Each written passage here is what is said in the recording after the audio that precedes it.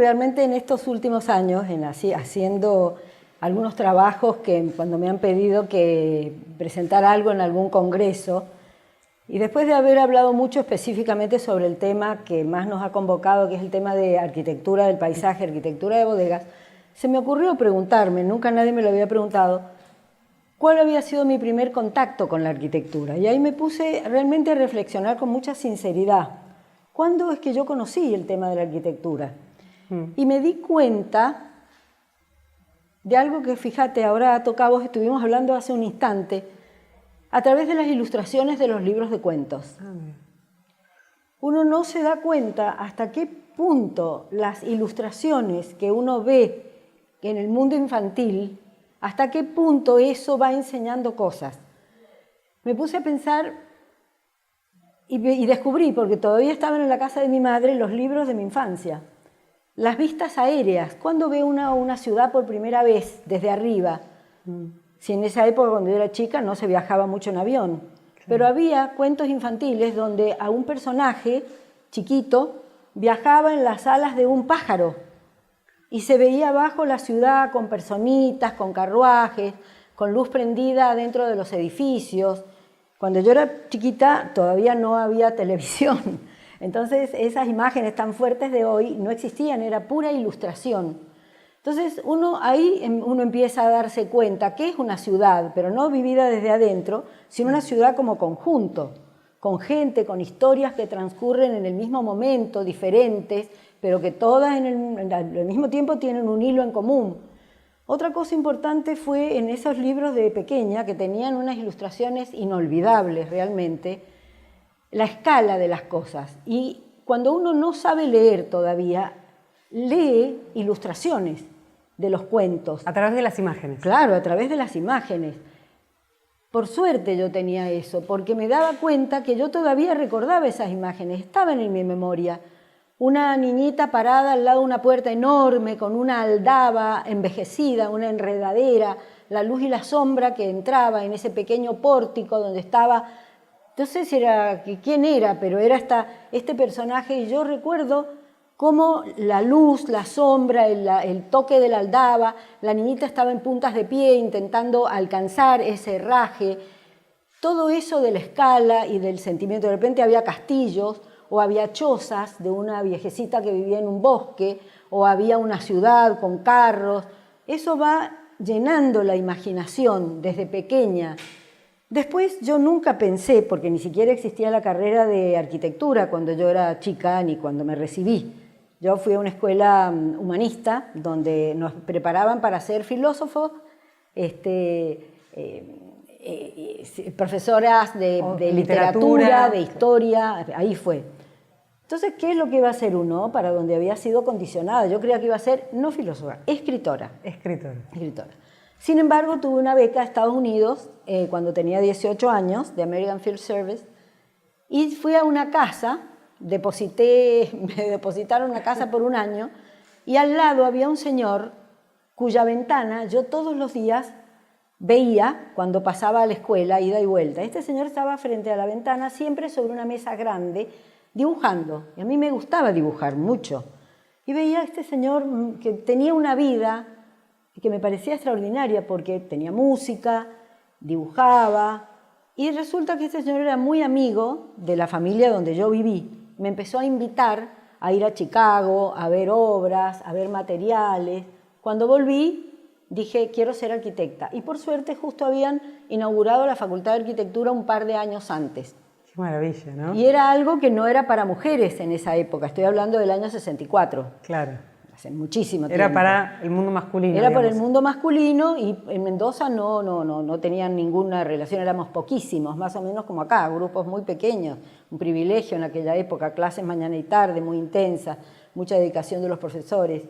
Y ahí fue donde empecé por ese lado la arquitectura, no por el lado de la construcción ni del diseño, porque lo que uno dibujaba en ese momento no era obras de arquitectura, claro, era otra cosa. Así que bueno, por ahí empezó. Es muy interesante la relación que haces, ¿no? Porque por dónde puede salir la vocación que evidentemente tenías dentro, pero faltaba despertarla, ¿no? Despertar la curiosidad, y además pensando en esto de pequeña que te acordabas, que es increíble cómo nos va quedando imágenes en la retina y en la cabeza, ¿no? Porque te acordás de detalles que son maravillosos. Claro, todo lo que uno va construyendo en su interior es un zigzag de cosas, un entrecruzarse. Fíjate, yo por el lado de la ilustración. Claro. Por eso sigo teniendo un interés especial por todo lo que sea ilustración. Nunca fue por el lado de las artes plásticas, nunca me sentí pintora ni escultora. La ilustración me apasionó, y me apasionó el lado de la cultura de la gente, lo que hace la gente, los lugares, los territorios, viajar, entender las motivaciones de la gente, cómo construyen en los distintos lugares, cómo viven, cómo organizan su hábitat. Fíjate qué cosas tan heterogéneas, Sí. porque en realidad las carreras se fragmentan después, pero la verdad es que existe una interconexión. Totalmente, Sí. claro. Antes mencionabas que en ese entonces, cuando empezaste a estudiar la carrera de arquitectura, era un mundo más masculino. ¿Cómo fueron esos primeros pasos en la profesión siendo mujer? Pensando que la gran mayoría de tus compañeros serían hombres, ¿no? No, ¿Habían sí, no, eso no significa que después las mujeres hayan trabajado como arquitectas. Ok. Yo creo que fuimos 2 las que trabajamos. El resto, habríamos sido 30 alumnos, estaban muy equilibrados, hombres y mujeres. Y nosotros en la facultad teníamos un decano, que era un italiano, Enrico Tedeschi, un hombre muy moderno, que había estado trabajando en Tucumán, había estado trabajando en Córdoba, en San Juan, llegó a Mendoza, era un hombre de la vanguardia de aquella época, y él no hacía diferencia entre hombres y mujeres, para nada. Yo en la facultad nunca tuve ningún problema. El tema empezaba en aquel momento cuando uno se recibía. Claro. Cuando uno se recibía, los gremios de la construcción y también los propietarios no estaban acostumbrados a confiar en una mujer, para nada. Entonces había que hacer un arduo trabajo de paciencia y de ir demostrando poco a poco, sin hacerse notar mucho. Claro. No, para nada, de ninguna manera. Tenía que ser muy prudente e ir con las, digamos, en la carrera los conoceréis, digamos, en la carrera se ven los pingos. Entonces, a lo largo de ese tiempo. Y después hubo otra cosa que la tengo que decir, obviamente. Me casé con un arquitecto. Me casé con un hombre arquitecto. Claro. Motivo por el cual eso también en el estudio, en los primeros tiempos, dio la posibilidad de que hubiera un poco más de confianza en que ahí había alguien que se iba a ocupar. Que entendía de arquitectura, ¿no? Exacto, exacto. Bien, bueno, pero como bien vos decís, después de mostrar que uno, independientemente si es mujer o hombre, más allá de lo que estaban acostumbrados, es, bueno, puedo hacer algo y está buenísimo lo que hago, ¿no? Claro, Pero claro. que confíen. Sí. A través del estudio realizaron muchísimos proyectos, se especializaron en proyectos vitivinícolas, más de 30 bodegas, pero también, bueno, espacios de vino, que era un poco lo que hablábamos antes, como el espacio que tiene la bodega Salentine, también hoteles y otros proyectos más. Me gustaría saber si cuando comenzaron los primeros trabajos fueron relacionados al mundo del vino, pero si tenían en claro que se querían especializar en realizar bodegas, o fue una circunstancia que se fue dando por ser de Mendoza y el estudio tenía base en Mendoza. ¿Cómo se fue dando eso? La visión que hay hoy de la arquitectura del vino es completamente distinta a lo que ocurría en los años 80. La arquitectura del vino no existía como tal. No. Eran galpones. Eran galpones con tanques adentro, eran fábricas de vino, y la industria del vino hacia los años 80 estaba en una profundísima crisis, porque aunque había sido una bebida muy importante, en realidad la cerveza y sobre todo las gaseosas la habían sacado de la mesa de los mendocinos, del mundo, de la nación. De la casa, De digamos. la casa. Antes se tomaba vino con soda cuando yo era chiquita. Esas eran las bebidas, la gaseosa era el vino con soda. Claro. No existía otra cosa. Cuando empezaron a llegar estas bebidas, con todo su marketing, dominaron el mercado. Y empezó a haber una gran decadencia de la industria vitivinícola, que empezó a tratar de posicionarse nuevamente a través de la cantidad y no de la calidad. Okay. La cantidad, y eso desmereció muchísimo el producto. Entonces empezó una crisis, porque es mucho más caro hacer vino que hacer otra bebida en una fábrica, porque el vino empieza a hacerse en el cultivo de la tierra y en todo un proceso que dura todo el año. Es complejo hacer vino. Entonces estaba en una posición muy desventajosa. Mucho más tiempo y mucho más inversión. Mucho más tiempo, inversión, estás dependiendo muchas veces de la naturaleza, del granizo, de las heladas, de las sequías, hay mucho componente. Pero el vino se hace en Mendoza desde el siglo XVI, es algo que está en la genética de Mendoza. Entonces, algunos propietarios tradicionales de Mendoza empezaron a viajar por el mundo y se dieron cuenta que la salida podía estar en los vinos de calidad, hacer bebidas de alta gama, no un vino cualquiera. Eso es lo que se hacía en otros lugares del mundo donde estaba el vino otra vez puesto en su posición. Y empezaron a llegar inversiones extranjeras, porque también se abrió el mercado, se empezó a exportar en aquel momento, estamos hablando de fines de los 80, principios de los 90, todos los 90. Y las inversiones extranjeras llegaron con una nueva mentalidad, porque dijeron que había que hacer una enología nueva, actualizarla, que había que tener nuevos conceptos sobre todo lo que significaba la bebida vino, y que había que hacer también una apertura al consumidor. Había que invitar al consumidor a visitar las bodegas para que entendieran que no se hacía en una fábrica, que había algo mucho más profundo. Por lo tanto, hubo un primer señor que fue un holandés, Meindert Pon, muy abierto en su mentalidad, porque a veces para los temas depende quiénes son los clientes que nos encargan las cosas. Y si uno tiene la fortuna por ahí de encontrarse con una persona abierta, receptiva, creativa, también porque los inversores creativos son una gran cosa, ¿no? Hay otros que no son creativos, son muy especuladores y lo único que les interesa, solo les interesa la rentabilidad, entonces a uno les corta mucho las alas. Pero cuando uno encuentra a alguien que sea creativo, imaginativo en todo sentido, audaz y que además sea un buen negociante, hay que aprovechar esa instancia. Esa oportunidad, ¿no? Claro. Este hombre, nosotros, por ejemplo, en Sellentheim, lo primero que le dijimos cuando nos invitó a la tierra que había comprado para ver dónde poníamos la bodega, y era un desierto, porque Mendoza es un desierto con montañas y llanura, y solo por manejar el agua bien, desde épocas prehispánicas, se ha logrado hacer un oasis, entre ellos el oasis urbano, el oasis de cultivo. Nos llevó al medio de la nada y dijo, ¿dónde ponemos la bodega? Entonces, fue la primera bodega. Esa fue la primera entera. Antes habíamos estado trabajando con amigos que nos había... Esto es interesante para los que están en diseño de interiores. Las primeras experiencias que tuvimos no fueron de arquitectura. Claro. ¿Por qué nos invitaron a nosotros a hacer las primeras grandes bodegas? Porque ya estábamos en el tema y habíamos desarrollado conceptos.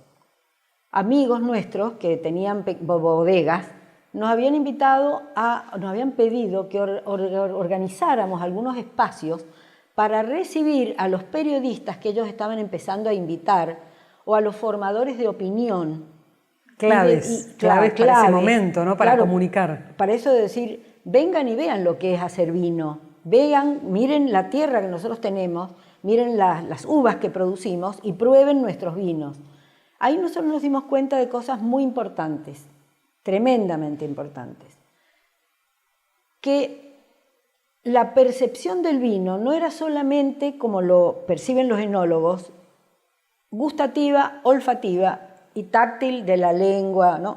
Ellos lo consideran como algo que está muy restringido a la bebida, a las características propias de la bebida.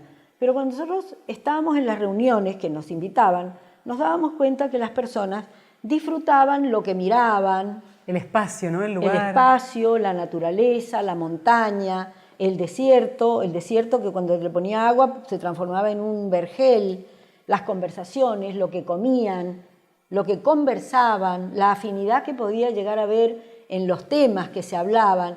Entonces nos dimos cuenta muy intuitivamente, de eso después lo hemos desarrollado ya como otro tipo de conocimiento, pero en ese momento nos dábamos cuenta que el vino era mucho más que una bebida, claro, que era algo que se percibía con todos los sentidos. En ese momento no se hablaba de la experiencia como se habla hoy. Justo estaba pensando en esa palabra, es lo que hoy sería, ¿no? Lo traducimos a la palabra Nosotros, experiencia. a mediados del 80, si ustedes se ponen a indagar la historia del marketing, el marketing experiencial era algo de las universidades. En algunos lugares de Estados Unidos se estaba hablando recién del marketing experiencial, pero de ninguna manera había bajado al llano. Era un concepto inexistente. Y nosotros, intuitivamente, nos estábamos dando cuenta que el vino era una experiencia real. Era mucho más que hacer vino. Los enólogos también tenían en ese momento ya un concepto fuerte que era: el vino no se hace en la bodega, el vino nace en la tierra, en la naturaleza, en un viñedo bien cultivado, y se termina en la bodega.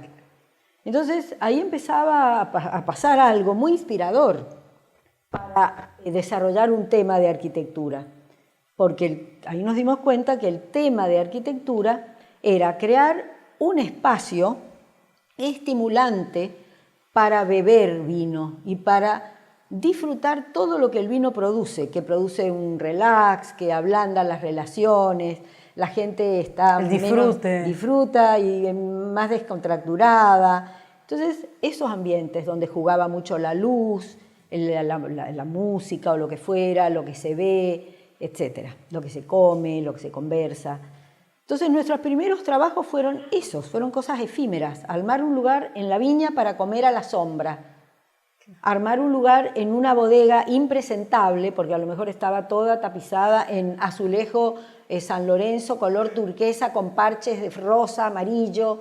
Una cosa era impresentable, entonces había que apagar la luz, totalmente negro, e iluminar 2 o 3 cosas y servir algo rico y poner una suave música al lado de un antiguo tonel, cosas por el estilo, que hoy son obvias, pero en aquel momento no eran obvias. Después, cuando llegó este señor y dijo, bueno, ¿dónde vamos a poner la bodega?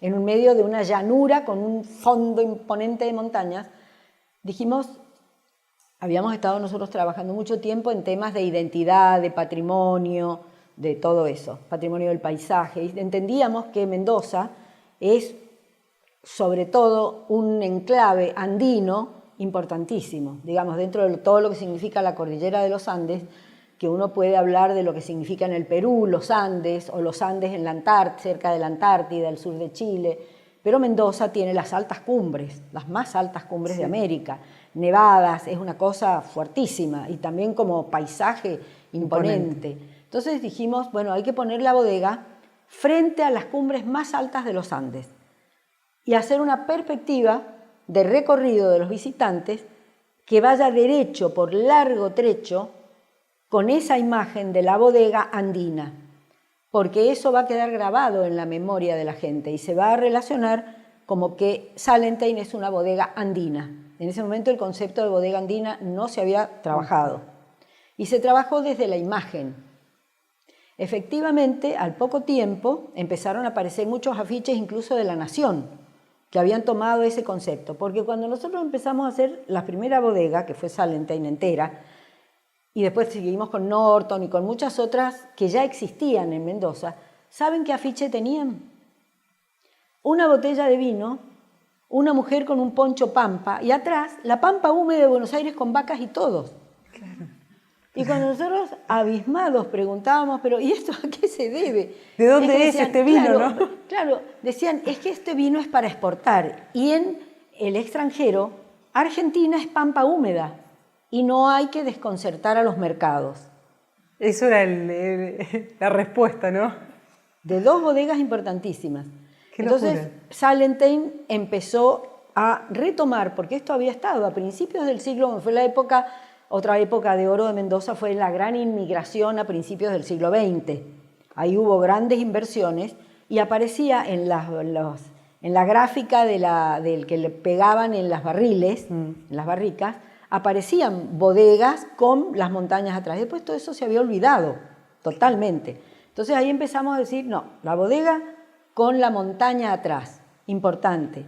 Este señor le había encargado primero solo la bodega y le pedimos que para que eso tuviera identidad nos dejara hacer una reserva de flora y fauna de monte nativo de 50 hectáreas y que la bodega no estuviera puesta adentro de un viñedo, sino que estuviera puesta adentro del desierto y que hubiera una viña pequeña que se tenía que atravesar donde se viera claramente que esa viña estaba regada por goteo, o sea, con todas las mangueritas chiquititas que traen gotas de agua a cada planta, y que se viera netamente el contraste entre el desierto y cómo un área regada se transformaba en un viñedo, y con la montaña atrás. Entonces el discurso del paisaje era, cuando uno va por esa larga perspectiva hacia la bodega, desde las altas cumbres nevadas con glaciares y con nieves eternas, ahí nace el agua pura del deshielo de los Andes, que riega este desierto y lo transforma en estas magníficas uvas, con las cuales se va a hacer este vino. Eso era irrefutable con respecto a algo, si uno quiere decir de calidad, que se riega con las aguas puras del deshielo de los Andes. Y después el discurso, a raíz de haber entendido bien nuestro paisaje, se fue profundizando más, porque también nos dimos cuenta cuando hicimos esta primera bodega que para hacer una cava había que hacer grandes pozos, y de los pozos salía una cantidad de arena, piedra, una cantidad de cosas que después no sabíamos qué hacer con ese material, claro, porque era muchísimo. No es como acá que sale arena, limo y cosas de grano fino, allá no, salen. Entonces con el constructor empezamos a hablar para ver cómo podíamos aprovechar ese material para construir. Y ahí desarrollamos una técnica de construcción que después la llamamos hormigón ciclópeo hidrolavado, que nos permitió hacer muros con ese material de las piedras y todo eso, aprovecharlo, armado, ¿sí? Y después manguerearlo con agua a muy fuerte presión para que se destacaran todos los granos esos. Y ahí, cuando hicimos el segundo edificio de esa bodega, que es Quilca, que es el espacio de recepción de visitantes de Salentein, y con su restaurante y con su lugar de arte, empezó a llamar muchísimo la atención el desarrollo de una tecnología del lugar. Eso también fue el agua, el manejo del desierto, el oasis, el monte nativo, los materiales del lugar, la inercia térmica que da el muro grueso para el control del sol, porque las bodegas adentro tienen que ser muy oscuras, muy silenciosas y con la temperatura muy controlada. Así que así fueron. Impresionante. Y hablabas sobre el espacio que crearon para Salentein. Imagino que ahí, a raíz de ahí, eso ha servido como una muy buena carta de presentación para el resto de los trabajos a futuro, porque bueno, la gente podía ver bien lo que habían hecho, sobre todo en este caso una bodega desde cero, ¿no? Y creando ese espacio para vivir esa experiencia y para lo que vos mencionás, la sociabilidad del vino. Y la identidad del lugar fue muy importante, porque estos vinos estaban pensados para ser lanzados a los mercados internacionales en un mundo global, motivo por el cual hay tanto buen vino, claro, que si el vino no va acompañado, la marca no va acompañada con un concepto muy fuerte de identidad, es difícil que pueda aprender y pueda ser recordada. Y competir, ¿no? En el mercado. Claro, porque hay muchos productos de muy buena calidad, entonces el concepto de la marca y cómo se expresa una marca en un espacio arquitectónico, a través de experiencias coherentes, realmente. Claro. Eso fue tan fuerte el hecho de haber puesto en valor lo que hasta entonces nosotros en Mendoza considerábamos que el desierto y su flora era un yuyal. Nadie quería ir al desierto porque era un yuyal. No era verde con pastos y arbustos todos prolijos. No, era una cosa toda mezclada. Y fue tan inteligente este dueño que permitió que hiciéramos un convenio con CONICET. Y sobre todo con la parte del CONICET que estudia zonas áridas. Entonces llamamos a especialistas de zonas áridas para que nos ayudaran a identificar las especies vegetales más importantes y con las cuales nosotros podíamos hacer un paisajismo, o sea, tapizar superficies grandes con algunas especies que fueran de bajo consumo de agua, de alta resistencia a las heladas y a todo, y nos ayudaron. Bueno, hoy esas plantas que eran un yuyo hasta ese momento, se cultivan en todos los viveros de Mendoza y se venden. La gente las reconoce, las quiere. Bueno, eso provocó una tremenda revolución. Y los principales beneficiarios respecto al trabajo fuimos nosotros, porque apenas terminamos, no terminamos, estábamos haciendo esa bodega, que después tuvo un centro de visitantes y la capilla. Sí. Apenas estábamos haciendo eso, ya nos llegaron como 5 proyectos internacionales más. Claro. De España, de 2 lugares de España, etc. de Estados Unidos, y cada uno de esto es muy importante cuando uno tiene un concepto. Nosotros entendíamos que tenía que haber un concepto paraguas. Lo que queríamos comunicar en última instancia era Mendoza es una región vitivinícola de alto nivel, porque eso es lo que quería hacer el vino, posicionarse como buena bebida. Nosotros estábamos tratando de darle un marco ambiental, ¿no? Una identidad de dónde sale ese vino, que no podía restringirse a una sola marca empresarial. Claro. No podía quedar solo para Salentein. Después vino la segunda, que fue Séptima, de unos españoles, que nos pidieron también identidad y sociabilidad, pero querían hacer una cosa mucho más racional.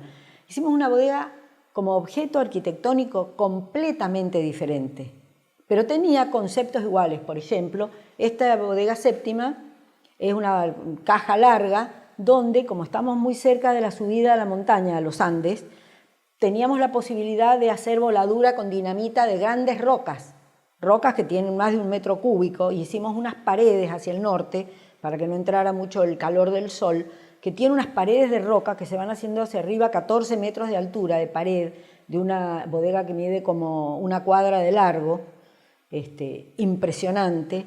Y también empezamos a trabajar en aquella época, hacia el año 2000, o sea, hace casi 20 años, con óxido, con perfilería de hierro. Trabajamos con una imagen muy industrial, pero en las partes de sociabilidad no cambiamos los materiales. No. Hoy todo eso es más corriente, pero en aquella época fue muy innovador empezar a trabajar espacios de gran categoría con materiales los mismos que se usaban en la bodega. Y me imagino que en ese momento, ahora estamos más acostumbrados, claro, ¿no? Pero en ese momento llamaba la atención y está...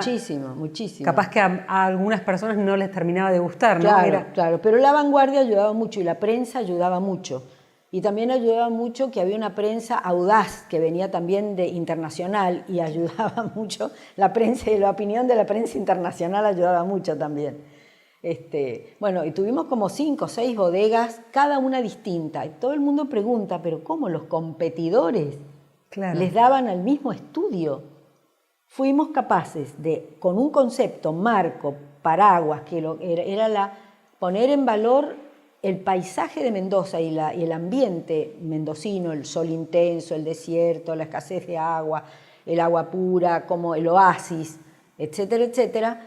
Uno lo podía desarrollar con distintas propuestas de diseño, de acuerdo a la mentalidad de cada empresa. Claro, y rescatando lo de cada empresa, claro, ¿no? Las características de cada bodega. Claro.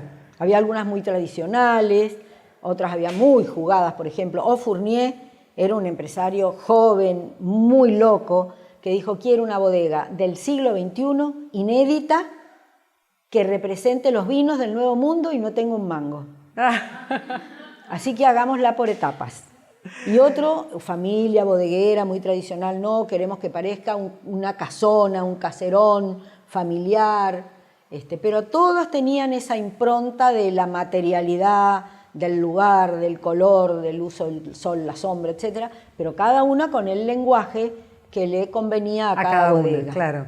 Pero es muy importante lo que decís de la identidad en general de Mendoza, o sea, pero cada bodega con sus características particulares. Me parece que digamos, el gran acierto del estudio ha sido poder interpretar, porque digamos es el mismo tema, pero son distintas bodegas. Y nosotros hemos hecho, por ejemplo, hace 4 años, una bodega en Uruguay, que es la bodega Garzón, que también nos significó una cosa muy desafiante, porque no había montañas, eran suaves colinas, relativamente próximas al mar, con un subsuelo de enormes rocas, porque ahí había una parte, obviamente el escudo de Brasilia, con las rocas gigantes.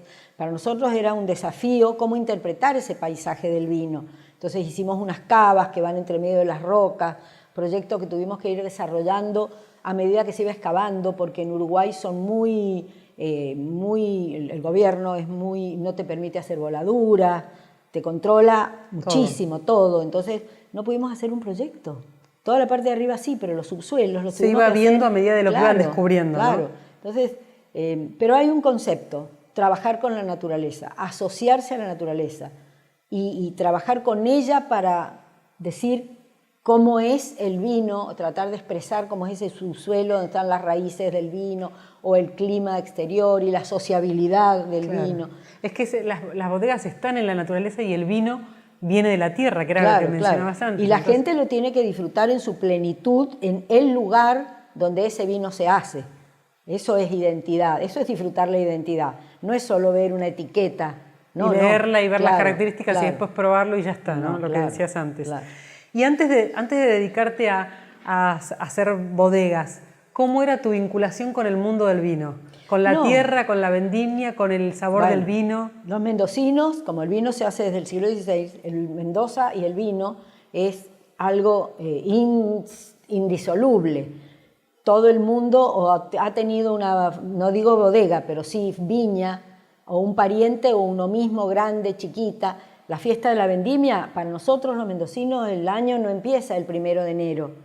Empieza con la fiesta de la vendimia, empieza con la cosecha, y lo digo de verdad. Es el momento del cual todo el mundo habla, cómo estuvo la cosecha este año, cómo va, a ver, cómo viene la cosa. Y la fiesta es una fiesta donde la mayor parte de los mendocinos se sienten orgullosos, identificados, y cada vez es más grande. Entonces, para Mendoza, el vino es algo insoslayable, a pesar de que ahora uno ve más cervecerías por todos lados que modas, vinotecas, ¿no? Claro, pero gira todo alrededor del vino, realmente. Y Claro. la relación era eso, haber tenido parientes y haber estado siempre en las viñas los fines de semana. En contacto. En contacto permanente, claro. Totalmente. Bueno, vamos a abrir el juego para que los alumnos pregunten, que tienen algunas consultas, algunas preguntas para hacerte.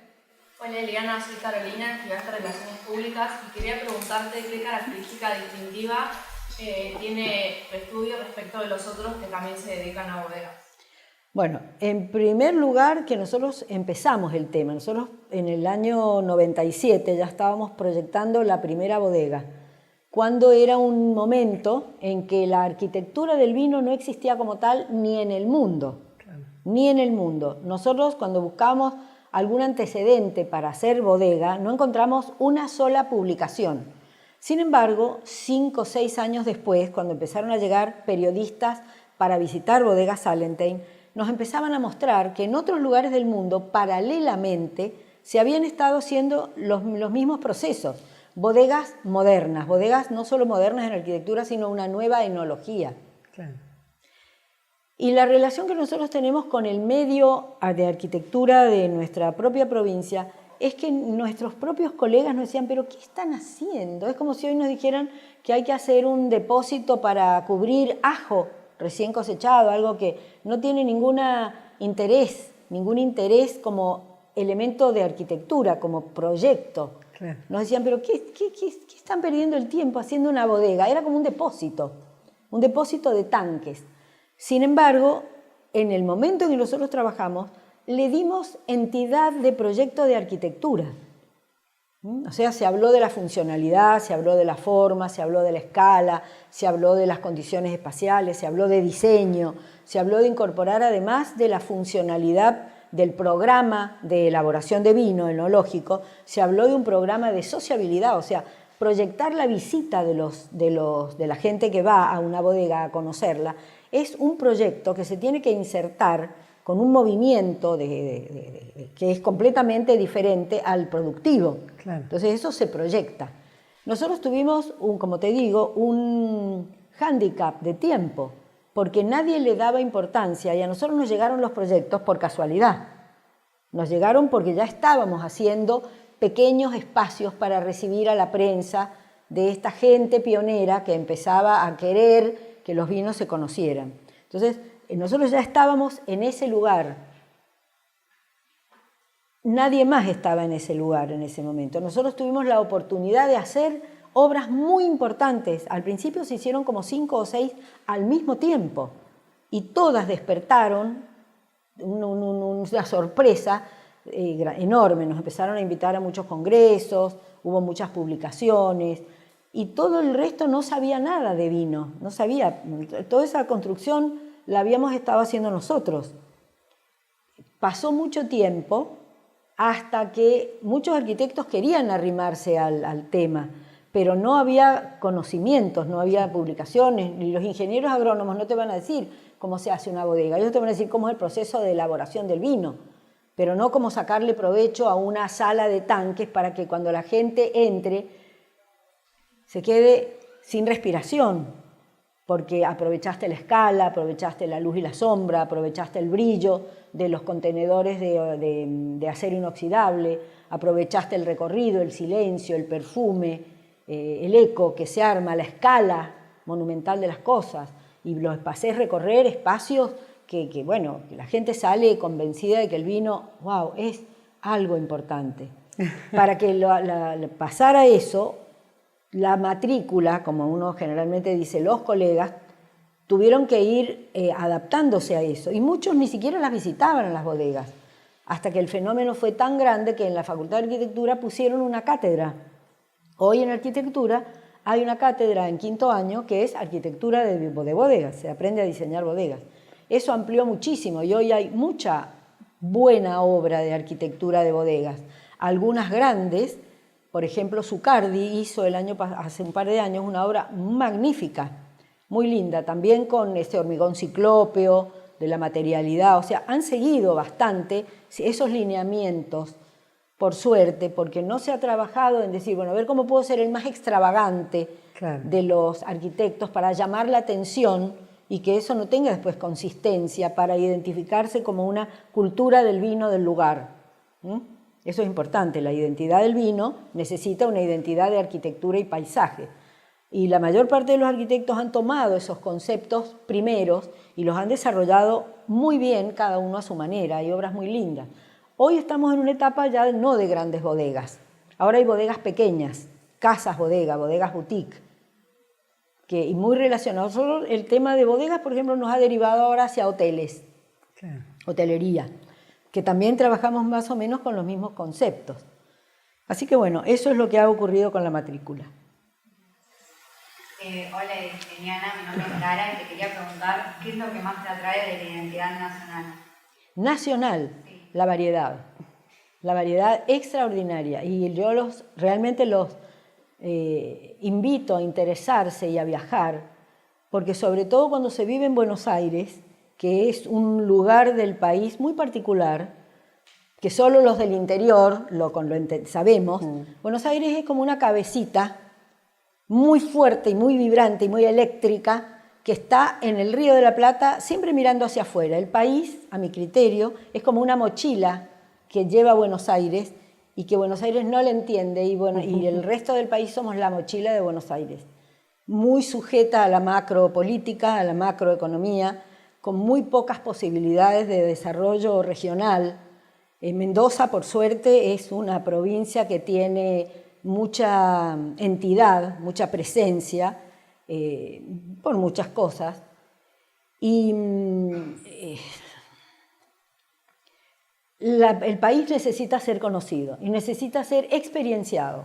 No se puede entender el país desde Buenos Aires. Hay que salir, hay que tratar de ir a hacer cosas adentro, hay que no solamente viajar, sino nutrirse de todo lo que el país es, todo lo que el país tiene como naturaleza, como geografía, como gente, como recursos.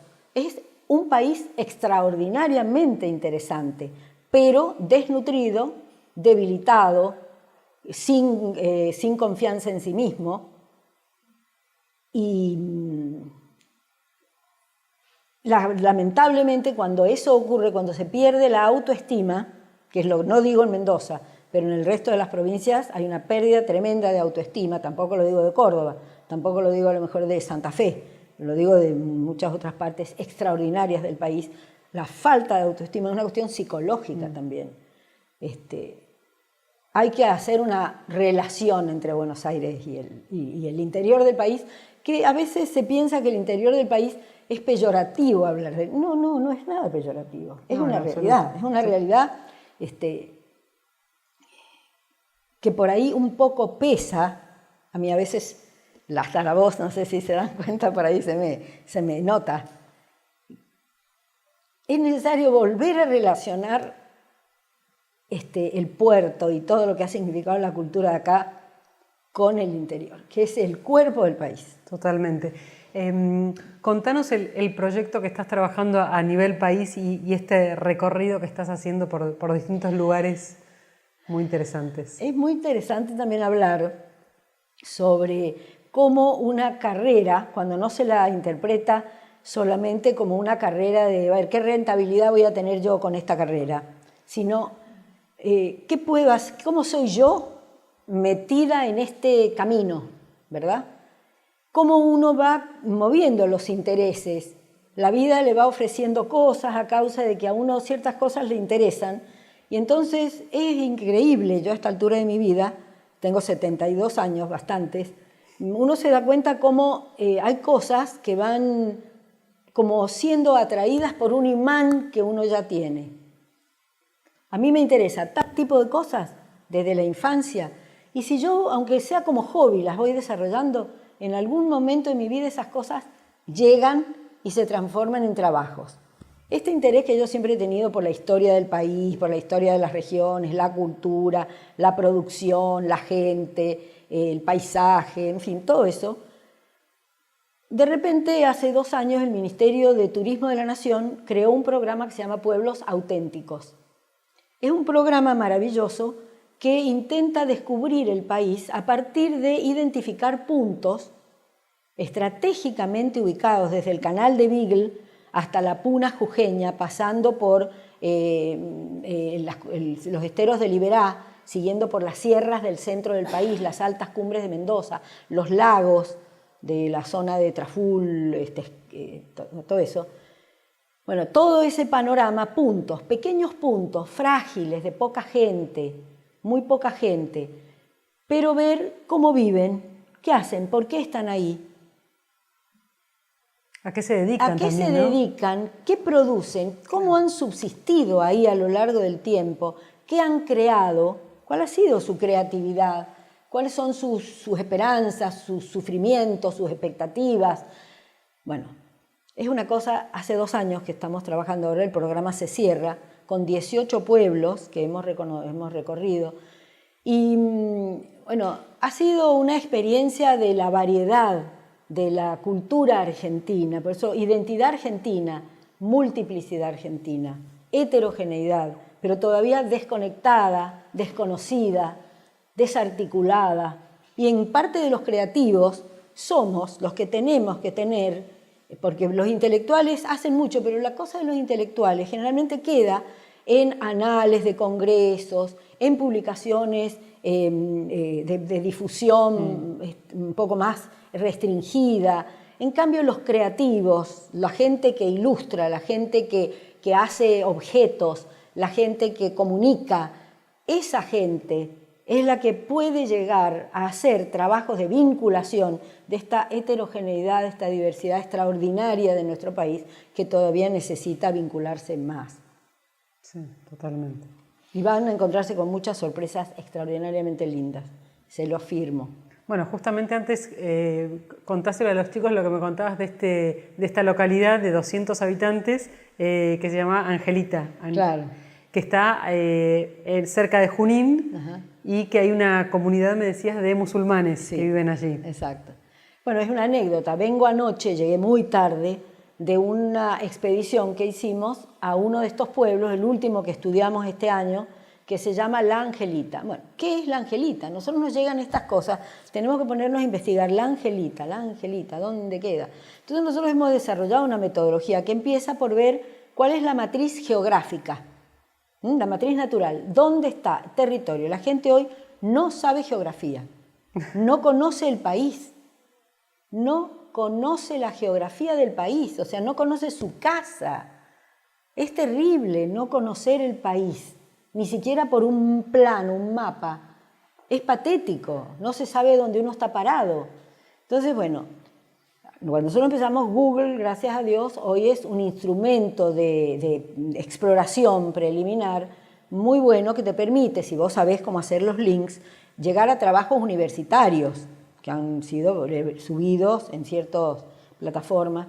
Bueno, entonces empezamos a estudiar La Angelita. A nosotros nos habían dicho, es un pueblo musulmán de 200 personas que está por Ruta 7, un poquito al norte, cerca de Rojas, digamos entre Junín y Rojas. Esa es toda la Pero nos información. pusimos a estudiar Google Map, entonces empezamos a ver la cuenca, de dónde, porque esta gran llanura, dónde saca el agua, entonces la cuenca del Paraná, y a ver, es del río Salado, del río... Después empezar a ver que es una zona tremendamente fértil, que era reconocida por su fertilidad ya desde época primera colonial, que ahí se empezaban a establecer estancias y que después estaban los malones y que había una línea de fortines. Bueno, empezamos a ver, a descubrir que la Angelita, este pueblo musulmán, no había llegado en un plato volador, que bajó y ahí empezaron a hacer comida árabe. No, eso no es turismo. Tiene que empezarse a entender qué pasaba y quiénes eran los que recibieron, cuál era la matriz geográfica y social que recibió esta comunidad, cuándo, dónde, por qué vínculos establecieron y hoy qué son, ¿cierto? Entonces, bueno, empezamos a descubrir la época de los fortines, de los malones, cómo todos esos pueblos que hoy existen a lo largo de Ruta 7 y al norte de Ruta 7 siguen la línea de avanzada de los fortines desde fines de la colonia. Hay todavía ruinas, cosas arqueológicas de los fortines, los nombres tienen que ver con los nombres de los fortines. Después la época de los grandes estancieros, cómo se formaron los grandes estancieros, las grandes familias terratenientes, cómo empezaron a ser propietarias de esas tierras, en qué circunstancias, en la época de Rivadavia con la ley de Enfiteusis, y luego en la época en que los caudillos del litoral, que luchaban con el centralismo porteño, primero con los caudillos, Artigas, en la banda oriental, López, Ramírez, en Entre Ríos y todos ellos, luchaban porque Buenos Aires no se quedara con una posición tan central, sino que repartiera un poco. Rosario, la libre navegación de los ríos, el libre comercio por los ríos, eso es lo que da lugar a esa lucha tremenda que hubo de unitarios y federales, que terminó con Urquiza, la Confederación, la escisión de Buenos Aires, todo eso ocurría ahí. Entonces, y cómo los estancieros apoyaban en un determinado momento a Urquiza y se engrandecieron las tierras, y después cuando vino el ferrocarril, por dónde cruzó, cómo hicieron las estaciones, cómo se fue desarrollando la patria cerealera y ganadera, que empezó fundamentalmente ahí, porque esa fue la primera línea que se defendió de los malones indígenas, después avanzó hacia el sur. O sea, cuando uno estudia territorio, estudia historia argentina. Es extraordinariamente. Y los musulmanes llegaron porque cuando fue la gran inmigración, que nosotros siempre hablamos de italianos, ingleses, franceses. Bueno, también hubo una del Medio Oriente, de la cual se habla poco. Hay algunos estudios históricos y de antropólogos que están hablando del por qué. Porque los turcos, el Imperio Otomano, que había dominado países árabes hasta ese momento, estaba en grandes revoluciones. Entonces muchos sirios empezaban a emigrar y uno de los lugares que acogía con mayor generosidad a los inmigrantes era la Argentina en aquel momento, que quería poblar sus vastos territorios. Ahí necesitaba población. Y ahí, bueno, hoy desarrollan con recetas familiares, hay danza árabe, hay recetas exquisitas. Siguen con sus tradiciones, ¿no? Fuertes, y su cultura. fuertes. Así que ese es un lugar que se va a empezar a desarrollar, la Angelita. Qué maravilla, muy, muy lindo. Bueno, ¿alguien más? Vos, contanos que habías conocido una de las bodegas, ¿no? ¿Cómo estás? Me llamo Daniela y tuve la oportunidad de ir a Mendoza y visité la bodega Ocomiel. Y cuando estaba almorzando y hacía la degustación de vino, fue justamente una de las bodegas donde más disfruté el paisaje de Mendoza. Entonces quería saber cómo estaba compuesto el diseño, si ese era el fin o lo que buscaban en el diseño de la bodega. Muy interesante. Esa fue justamente la que comenté de ese muchacho joven que dijo: soy muy ambicioso y no tengo dinero. Entonces ahí surgió alguna pauta de diseño muy particular que fue: no hagamos una gran bodega que tenga todas las instalaciones juntas. Hagamos una bodega que tenga por donde empieza el vino, que es el lugar donde se recibe la vendimia y el lugar donde los granos de uva se meten en los tanques para hacer la fermentación del mosto. Por lo tanto, empezó con un cubo que está enclavado en la tierra con unos subsuelos, y de allá adentro la vendimia, él quería que fuera un proceso de gravedad, o sea, que no se usen bombas para mover el líquido, o sea, el vino que se va formando por dentro de la bodega, sino que hay que llevarlo a una parte elevada para que después todo baje por gravedad. Okay. Entonces, por eso se hicieron unas rampas que suben a la terraza del cubo, donde están guardados los tanques, y esa terraza, como el sol de Mendoza es muy intenso, se cubrió con una sombrilla. Pero como es tan grande, porque mide 50 metros por 50 metros, o sea, un cuarto de manzana mide esa nave, se hicieron 4 cilindros que salen de abajo, que son tanques de vino, de hormigón, que aparecen por sobre la terraza de vendimia y soportan una estructura metálica con esa forma aerodinámica por los vientos.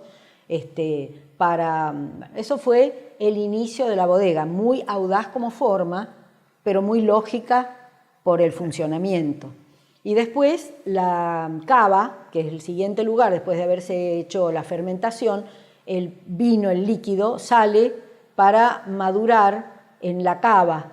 La cava entonces se hizo debajo de una plaza que tiene una cruz de luz, un lucernario. La plaza también es gigante, también mide 50 por 50, que uno entra, el visitante, sube a la terraza de vendimia, mira el panorama, baja por unos ascensores de metal desplegado hasta un lugar donde entra un túnel, se abren electrónicamente unas puertas y desemboca en una cava gigante, en un balcón de metal desplegado, donde vos mirás abajo todas las barricas geométricamente dispuestas, con una luz del sol que entra y marca una cruz de luz. Por eso los vinos se asociaron en marketing con la Cruz del Sur y tienen nombre de Alfa Crux, B Crux, que son estrellas, o sea, hay una coherencia. Después los visitantes por unas pasarelas metálicas recorren por arriba ese espacio y salen por unas diagonales y entran, emergen a la superficie otra vez, al lugar donde se come y se bebe, que está en medio de un reservorio de agua de riego triangular, donde se refleja toda la montaña de los Andes atrás. Entonces fue surgiendo como un proyecto conjunto, se hizo todo junto, pero con que cada uno de los elementos de diseño, cada una de las partes, tuviera una experiencia arquitectónica muy emocionante, porque esa fue la tercera bodega que se hizo allá y tuvo una importancia, ya recibió muchos premios internacionales, porque es realmente la más impactante de todas. De todas. Sí. Sí. Y ¿podrías decir cuál sería para vos el proyecto más desafiante? O el más difícil, o esto que contabas, ¿no? de la bodega de Uruguay, en donde tenían que ir a medida que iban excavando, viendo cómo iban a resolver. ¿No? Los dos, digamos, Fournier y la de Uruguay fueron los más desafiantes. Todos son muy buenas obras de arquitectura, muy distintas entre sí. Y habrá algunos que les gustan más unas, más otros, no sé.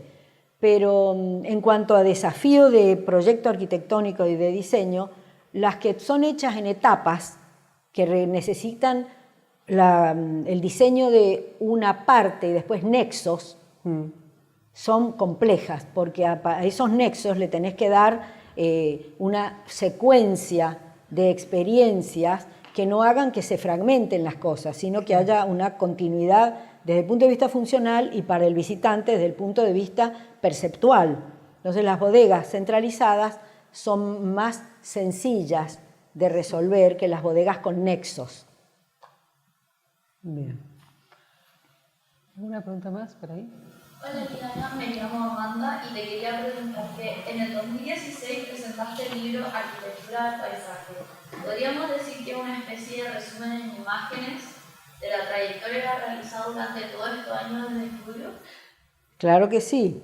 Es un libro que en un determinado momento tuvimos como la necesidad de poner todo junto, con muy buenas imágenes fotográficas, con muy buenos planos, porque el diseño de plantas, cortes, no se ve cuando uno recorre una obra, pero es la base para el resultado después. Entonces, como las obras de arquitectura siempre son tan grandes, y sobre todo las bodegas son enormes y complejas, nos pareció muy importante dejar testimonio de cómo eran los diseños arquitectónicos de eso, y también tiene una parte de texto importante.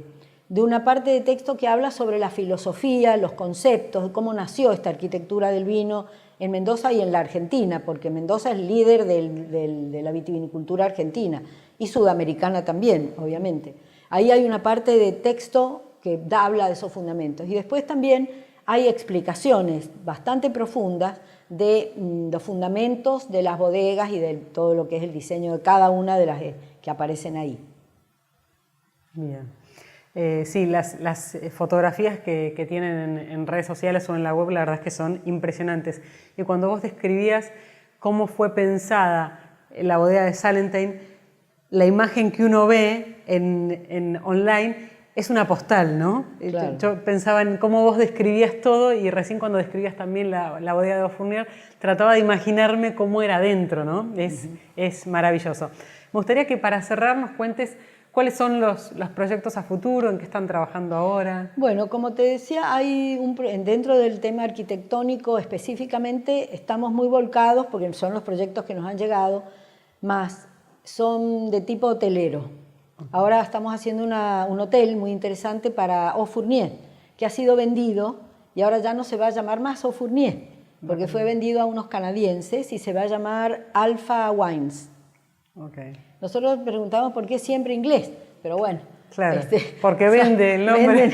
Venden en el mundo y entonces los nombres en inglés son más internacionalmente reconocidos y recordados. Y va a cambiar el nombre de la bodega y el nombre del hotel va a ser otro, obviamente. Sí, el nombre del hotel todavía no está muy bien definido, pero va a ser Alpha Wines. Y también es un hotel muy interesante, muy articulado en partes, porque nosotros siempre tenemos que mirar hacia la montaña. Y se puede hacer un contraste entre montaña y llanura, porque es impresionante la diferencia. Sí. Pero a la gente le gusta mucho la montaña. Son proyectos muy desarrollados, largos, y vamos a trabajar mucho con el tema de luz y sombra, y agua, pero el agua en acequias. Porque la manera de regar tradicional de Mendoza era a través de canales de riego y de acequias, redes superficiales. En cambio ahora el riego es por goteo, como pequeñas mangueritas que largan la gota a cada planta. Pero nosotros vamos a tomar para el paisajismo, porque nos encanta trabajar en paisajismo y trabajamos con paisajistas además, aunque los conceptos primeros nacen del estudio, junto con la arquitectura. No comprendemos una arquitectura del paisaje que el arquitecto no indague en el paisaje, que no haga las primeras propuestas de paisajismo. Y después el paisajista se integra a ese concepto y lo desarrolla en conjunto. Ahí vamos a trabajar mucho con hilos de agua, con geometría del paisaje. Estamos muy entusiasmados con ese proyecto. ¿Ya está en marcha? Está en proyecto en etapa conceptual, pero esquemático el proyecto, pero ya como se hace ahora para difundirlos con renders, claro, y con mucha cosa, y bueno, está en esa etapa. ¿Y es un proyecto que se elabora en qué plazos, más o menos? Ahora depende mucho porque es un año complicado para digamos, para hacer un hotel hoy. Generalmente se buscan como fondos de inversión, se buscan inversores que compren N habitaciones o así son los desarrollos de este tipo. No hay, sino las cadenas o hacen la operación de los hoteles, pero no invierten en hoteles. Siempre se parte de un grupo de personas que pone el dinero. Entonces, en este momento es preferible esperar un poco a la reunión de todos estos inversores. Esta gente, los dueños son de Canadá, son fuertes, muy económicamente fuertes, muy fuertes, y ellos están haciendo todo ese trabajo también en Canadá, o sea, es muy probable que haya inversión extranjera. En esa etapa estamos y cuando eso se largue, nosotros nos van a dar muy poquitito tiempo para desarrollar el proyecto, seguro. Como suele suceder, sí, ¿no? Los total, plazos total, se necesita total, todo con claro, urgencia. Bueno, Eliana, muchísimas gracias por tu visita. Lo disfrutamos muchísimo. Un gusto. Gracias.